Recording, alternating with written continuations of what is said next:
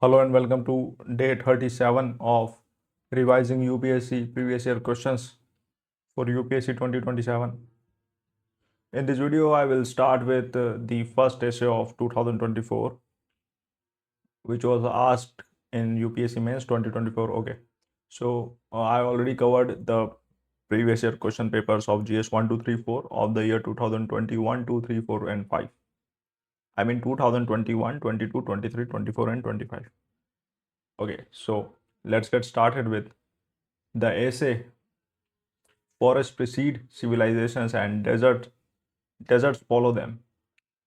One more thing, as I always say in my videos, that since we are in practice, so you will see all these headings and subheadings or even some bullet points in the essay. Like here you can see introduction and all. But whenever you write an essay, even in practice or in mocks or in real, you need not to do all of this introduction or anything like that, or points or bullet points. No, your essay should be in flow, like in paragraphs only. But since we are in practice, so you will see this, okay, so that you can brainstorm it. Otherwise you need not to write any of these sort of things in your real essay, real as in even in practice. So let's get started. Forests precede civilizations and deserts follow them. In the southern plains of modern Iraq, where the Tigris and Euphrates meet the Persian Gulf, lies the ancient ruin of Uruk. 5,000 years ago, this was the cradle of human urban life, a thriving metropolis of temples, canals, granaries, and the world's first written scripts. The Sumerians flourished here because the landscape was abundant. Dense riparian woodlands, rich alluvial soils, and lush marshes capable of feeding an empire. Yet today, much of this historic cradle is a vast expanse of dust, saline flats, and arid sands. The monuments of ancient kings stand surrounded not by life but by desert silence. The trajectory of Uruk is not an isolated anomaly of antiquity. It is a recurring biography of human empire. This historical reality was captured by the French writer Franco-René de Chateaubriand in his enduring observation. Forests precede civilizations and deserts follow them. The phrase expresses a fundamental ecological truth. Nature, in the form of primordial forests, pristine river basins, and living ecosystems, provides the biological capital and fertile womb necessary for human settlement and civilization to emerge. However, driven by hubris, unchecked consumption, and the illusion of human supremacy over nature, civilizations systematically liquidate their living ecological capital. When the forest falls, the soil erodes, hydrological cycles collapse, the climate destabilizes, and the desert, both literal and metamorphical, inevitably follows. The central thesis of this essay is that ecological equilibrium is the foundational prerequisite for human survival and civilizational continuity. Human history, Human history demonstrates that civilizations thrive only as long as they operate within the carrying capacity of their natural ecosystems. When human enterprise severs this balance, converting living forests into dead commodities, civilizational decline is not a matter of chance but of biological inevitability. Reversing this trajectory requires moving away from an anthropocentric extractive paradigm toward an ecocentric ethic of stewardship and regenerative coexistence. The primordial cradle. Why forests precede civilizations? No civilization in human history ever arose in a biological void. Forest and vegetated biomes are the primary architects of planetary habitability. Long before humans gathered into agrarian settlements, forests regulated the global climate, anchored topsoil, filtered freshwater reserves, and generated the oxygen-rich biosphere that allows mammalian life to flourish. Forests are the creators of agricultural surplus by generating humus through organic decomposition, retaining moisture, and tempering regional climates. Ancient forest ecosystems build the fertile soils of the Nile Basin, the Indus Valley, the Yellow River Basin, and the Amazonian lowlands. Agrarian surplus, the bedrock upon which cities, laws, arts, philosophies, and governance systems are built, for the direct dividend paid by intact ecological landscapes.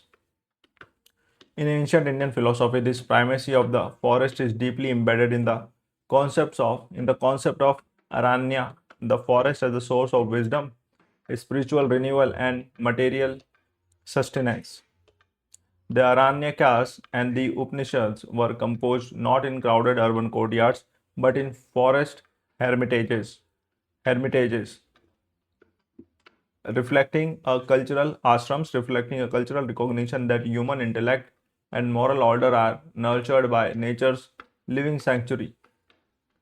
Forests preceded civilization not merely in chronological time but as the indispensable matrix that made human flourishing possible.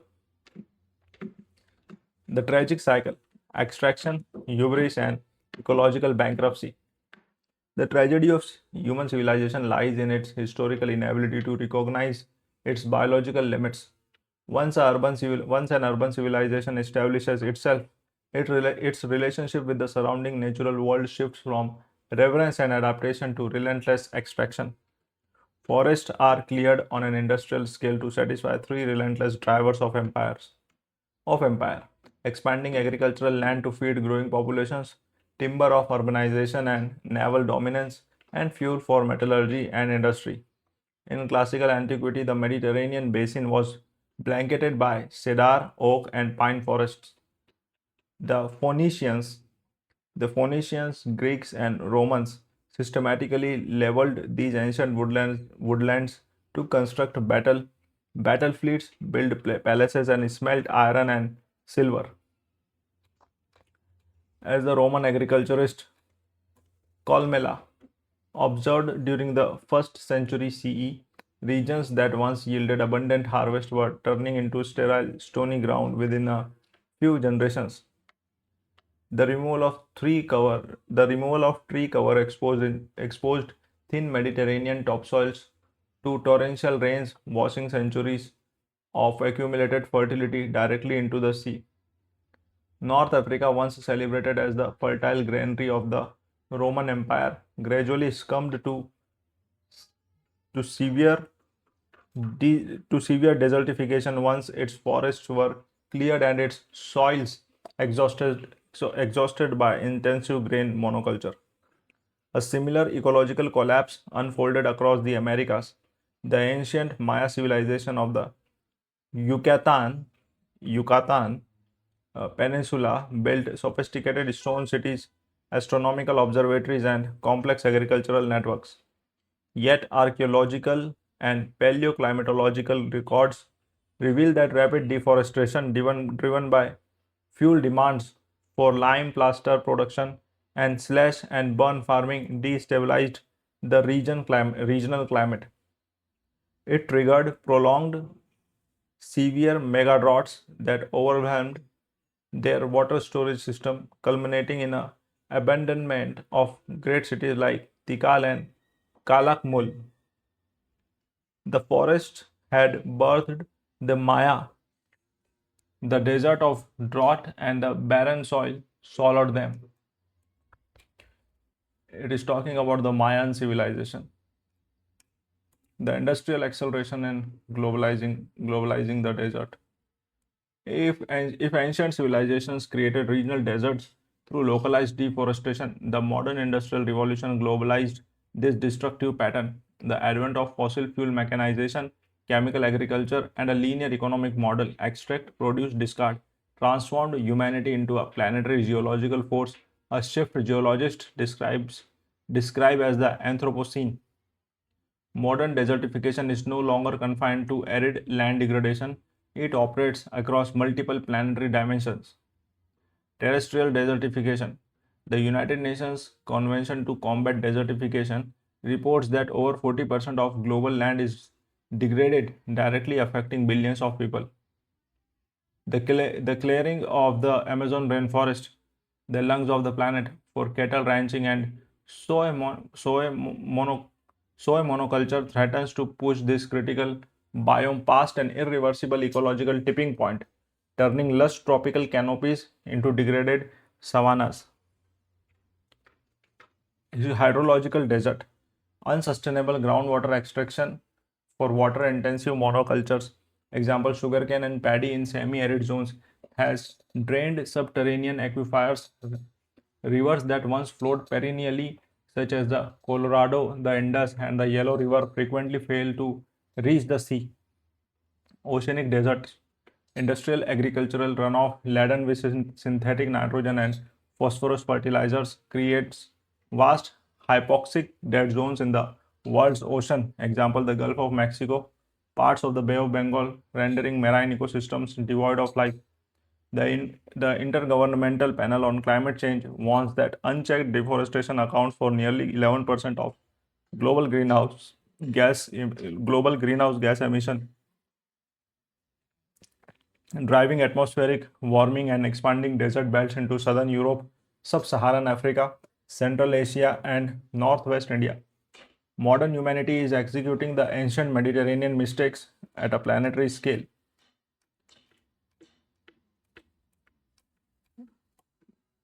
The dictum that deserts follow civilizations carries a profound metamorphical dimensions that extends beyond physical ecology. When human societies sever their connection with living ecosystems, they constructed barren desert socio with their socio-cultural and psychological landscapes. Urban industrial life characterized by concrete hyperdensity and digital alienation has produced what the author Richard Lowe terms nature deficit disorder. Human beings evolved over millennia in sensory immersion with living landscapes, find themselves enclosed in sterile artificial spaces. This sensory deprivation contributes to unprecedented global epidemics of chronic stress, clinical depression, and psychological loneliness. The loss of the forest is accompanied by the desolation of the human spirit. Socially, ecological degradation acts as a multiplier of injustice and conflict. When forests disappear and land turns to desert, scarcity triggers forced human displacement and climate migration.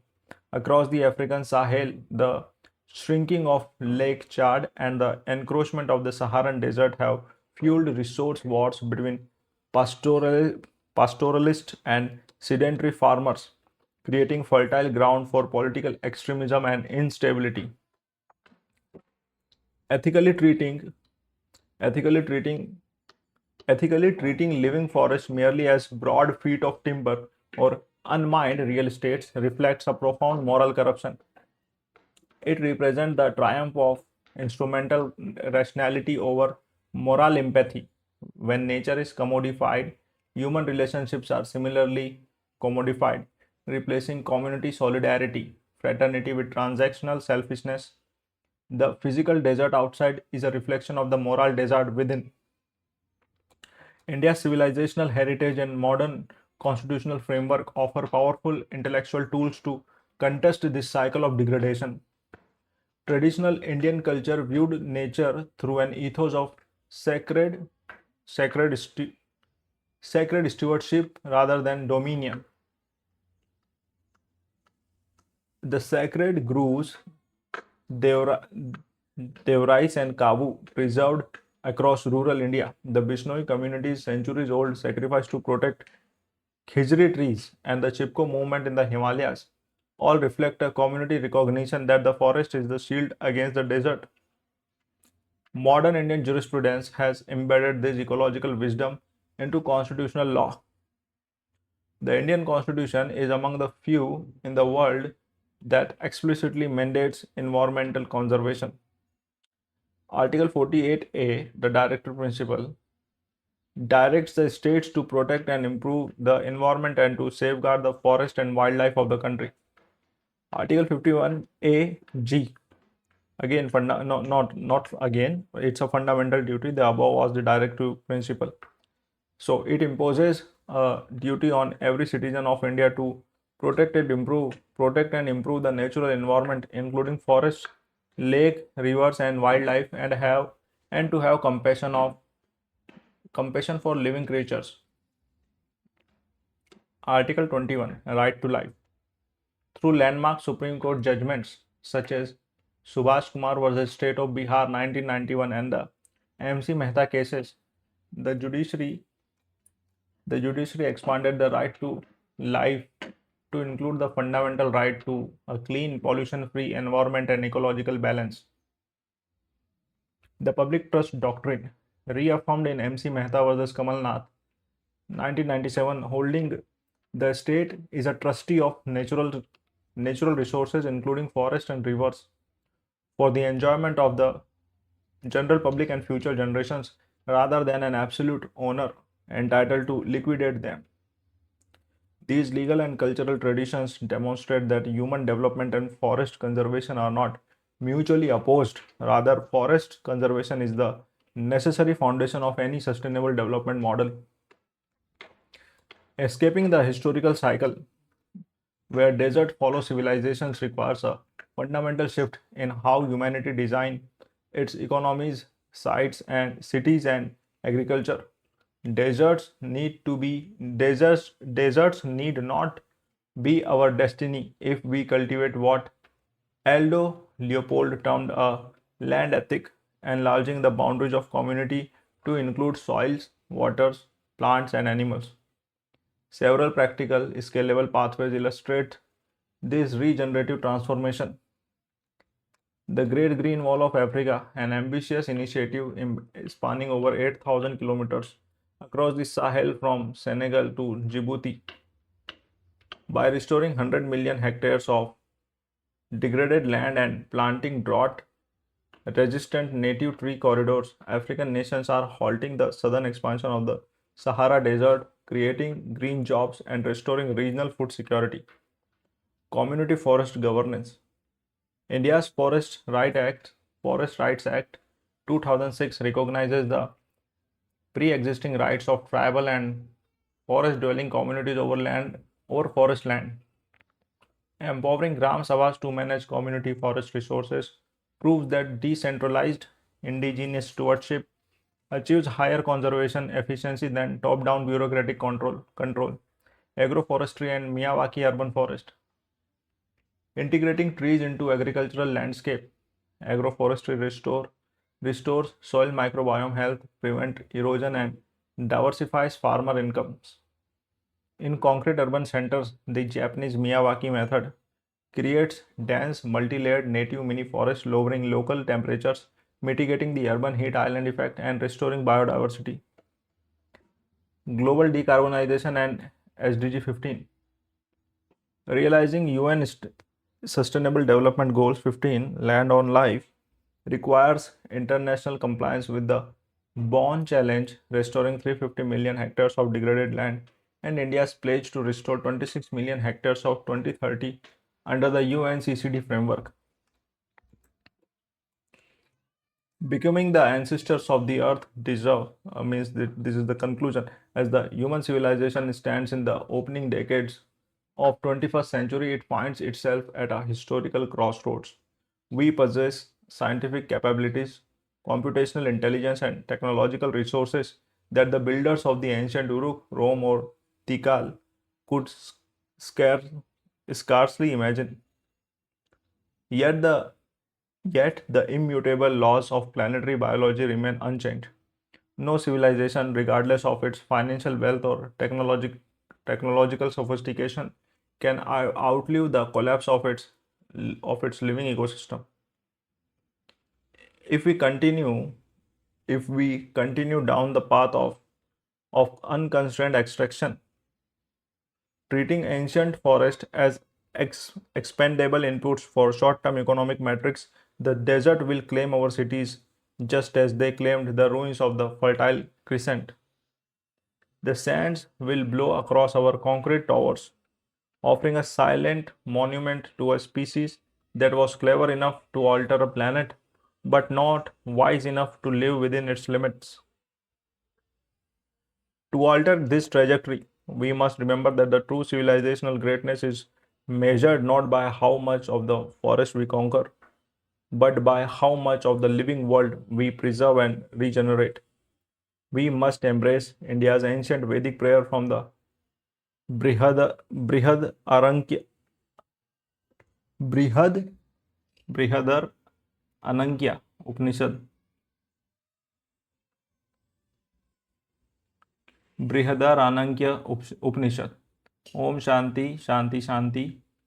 Peace in the heavens, peace in the atmosphere, peace on earth, and peace in the trees and plants. Let history record our let history record that our generation choose to break the ancient tragedy.